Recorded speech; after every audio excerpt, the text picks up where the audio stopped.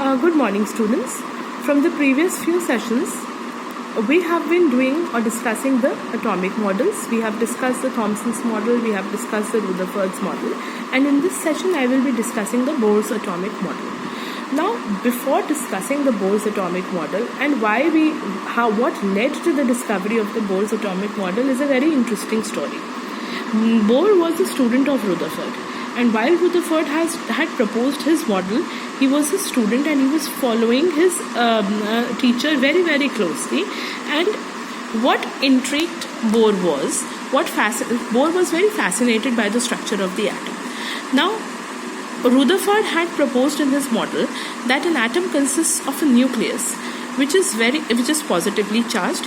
It is very small and occupies a very less volume as compared to the entire volume of the atom, and around this positively charged nucleus the electrons revolve. Alright, now what Bohr could not understand, or what intrigued him, was that according to physics, if a charged particle like electron we know is negatively charged, if a charged particle like electron is accelerated, then it emits out electromagnetic radiation and it will continuously keep on losing energy while revolving, and while emitting radiations and losing energy, it will finally collapse with the nucleus. So according to the Rutherford's model, the major limitation which Rutherford could not explain was that electron would keep revolving around the nucleus, and being a charged particle, it will be accelerated, emitting radiation. It follows a spiral path, and then following this path, it is what will happen? It is going to finally collapse in the nucleus. So what Rutherford could not explain was the stability. He could not explain the stability of the atom. Now, this was fascinating for Niels Bohr, and he started working on the structure of the atom and proposed his model. And according to his model, there were several postulates that are stated in the Bohr's atomic model, and the first and the major postulate, or the most important point, was he said that an atom consists of a positively charged nucleus and electrons revolve around the nucleus. Please pay attention. Electrons revolve around the nucleus in fixed circular paths. Here the word fixed is used. In fixed circular paths, which are known as orbits or stationary states.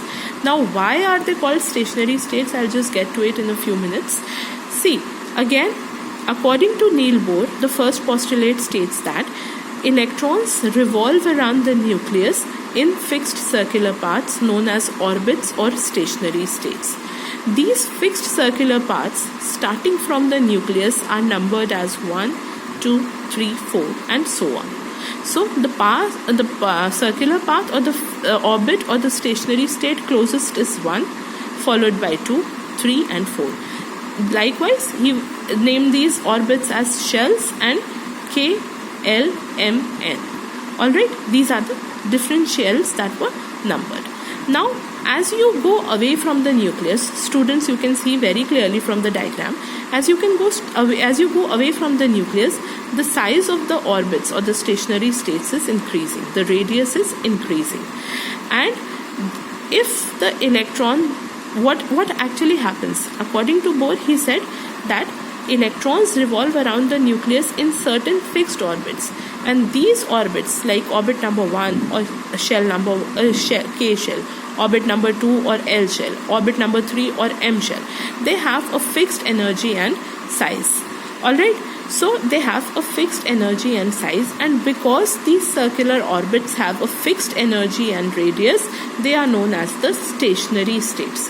So what Rutherford could not explain was, Rutherford could not explain that an electron, when revolving around the nucleus, emits out electromagnetic radiation, loses energy and finally collapses with the nucleus. But according to Bohr, an electron will keep on revolving in a fixed circular orbit. This fixed circular orbit is associated with fixed energy.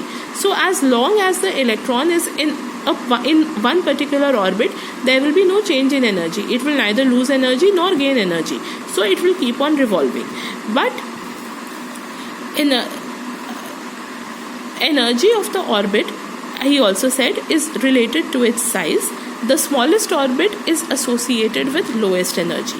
Now there are 3 orbits as shown in this diagram. You can see orbit number 1, orbit number 2, orbit number 3, K shell, L shell, K, L, M shell. Now the one which is closest to the nucleus has the lowest energy, then further away has higher energy as compared to this, and the farthest away will have the highest energy.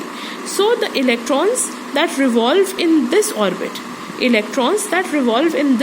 will continue to revolve in this particular orbit unless energy is absorbed by them, and once the energy is absorbed, they can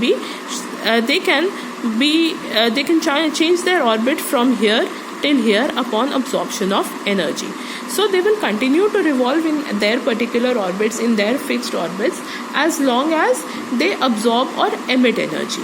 So if energy is absorbed or emitted, when an energy would be absorbed or emitted, please pay attention to the terms. They are new terms and I'll go slow with that so that you understand better.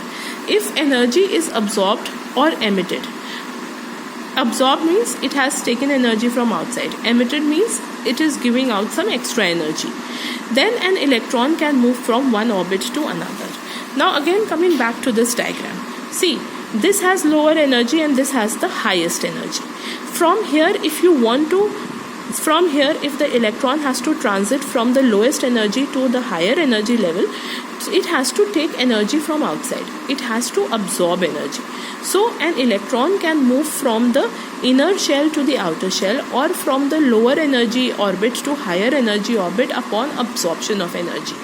And if an electron moves from a higher energy state to a lower energy state, it will emit or give out energy.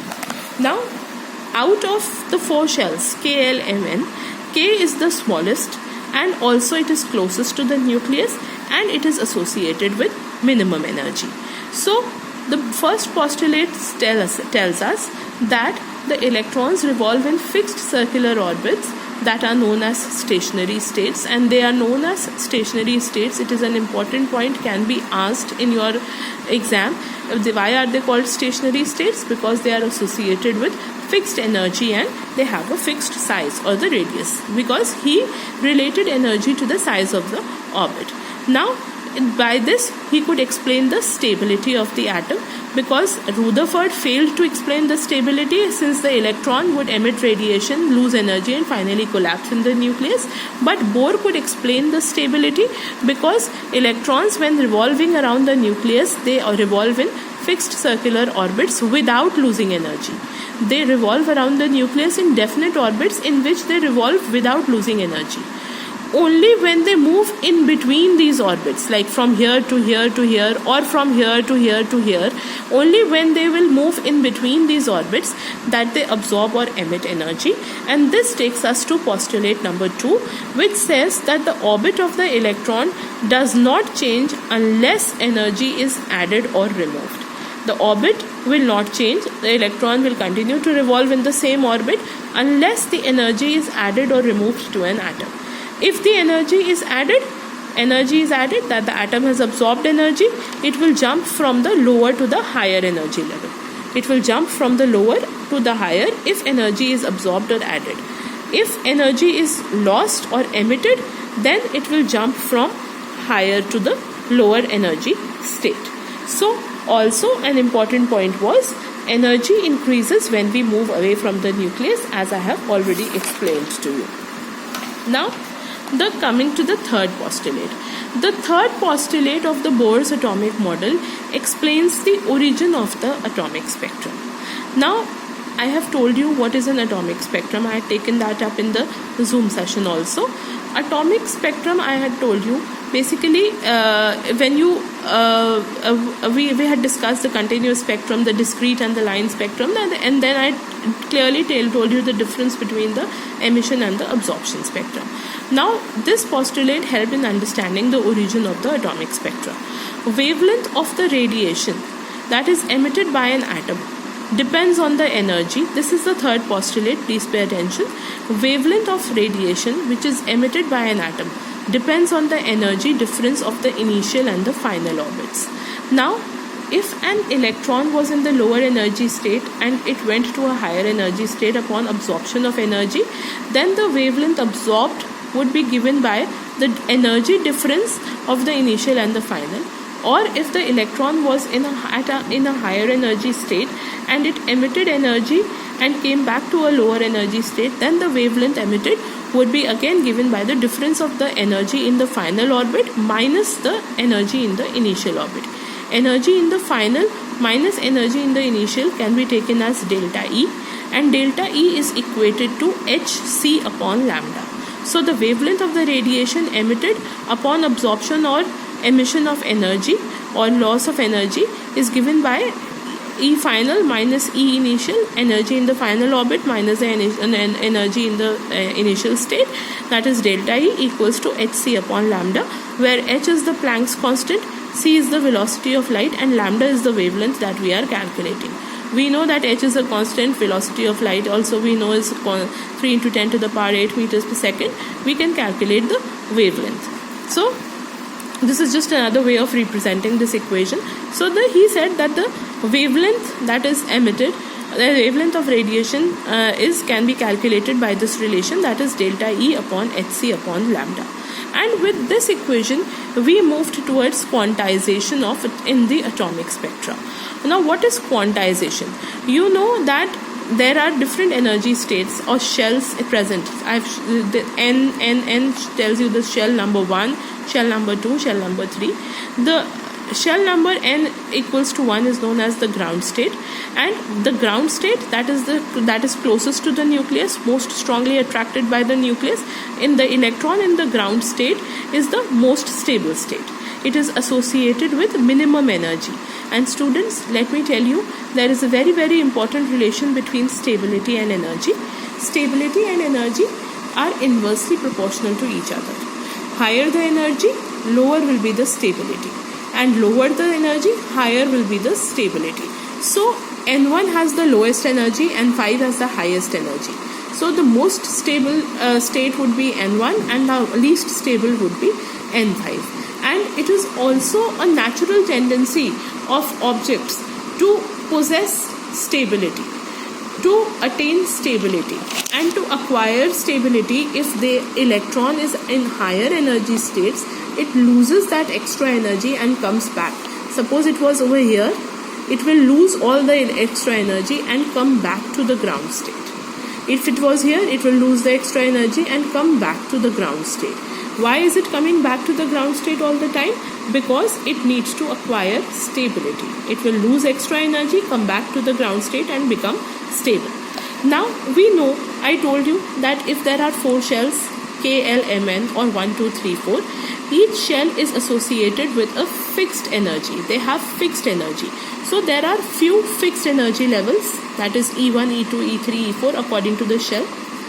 If we take the difference of energies in these few fixed energy levels, that is if I do E2 minus E1 or E1 minus E2, E2 minus E3, that difference will also be fixed.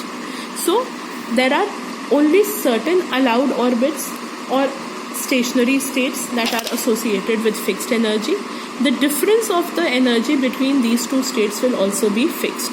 Now if the difference between the energy will be fixed and these two are constants, then there would be only few fixed values of radiation, of a wavelength of radiation that are given out. So energy, difference in the energy being fixed and these two being constant, there will be only few fixed values of wavelength that would be allowed or that would be observed. So because there would be only few fixed values, it is said to be quantized.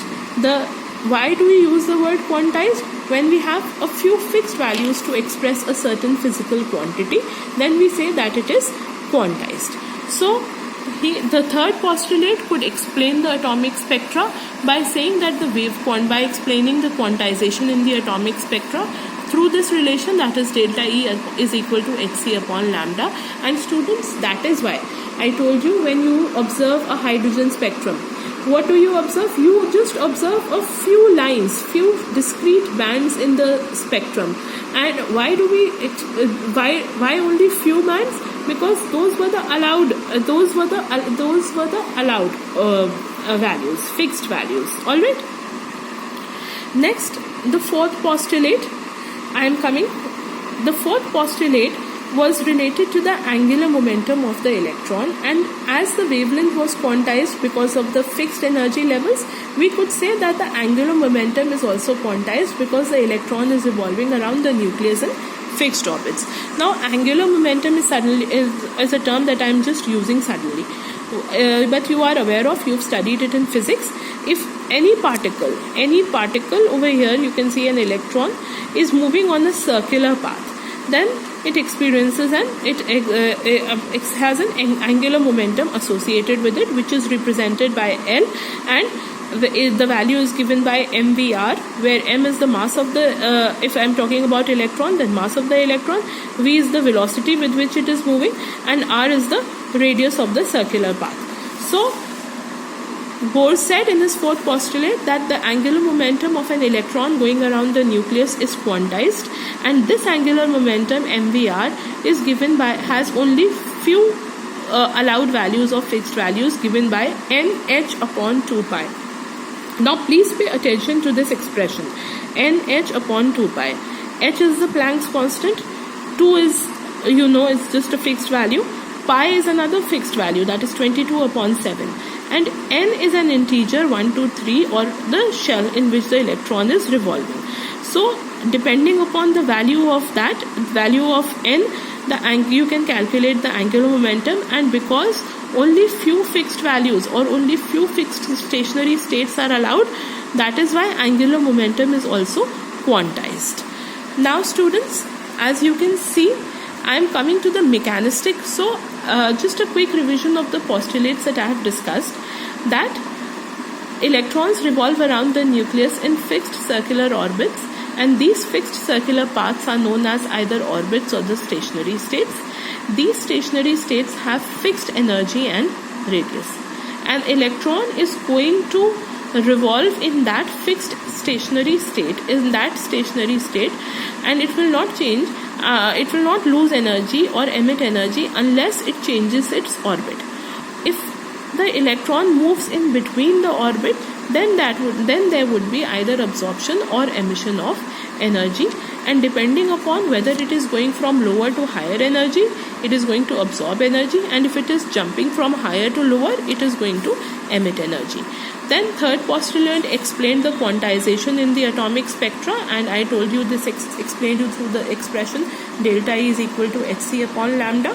And then we said that as there are only few fixed values of the energy shells allowed, then only few fixed values of wavelength also exist. Then we went to explain the fourth postulate, that the angular momentum of the electron is also quantized. That is, this also has only few fixed values, and those few fixed values were given by the expression nh upon 2 pi.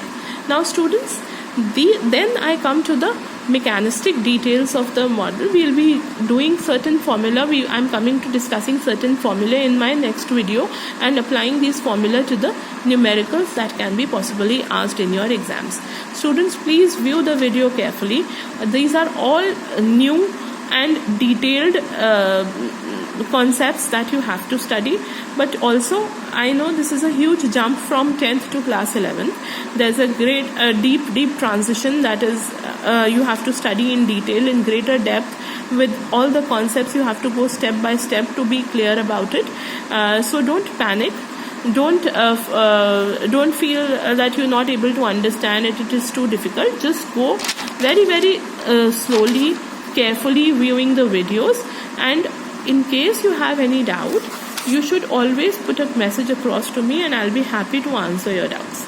Alright, but do view the video, and after viewing the video you should be able to understand what the model was all about. And if you're not able to understand, you can ask me any terminology, anything that you can't understand, please ask me. Thank you, and then I'll continue with the mechanistic details in the next video. Thank you so much.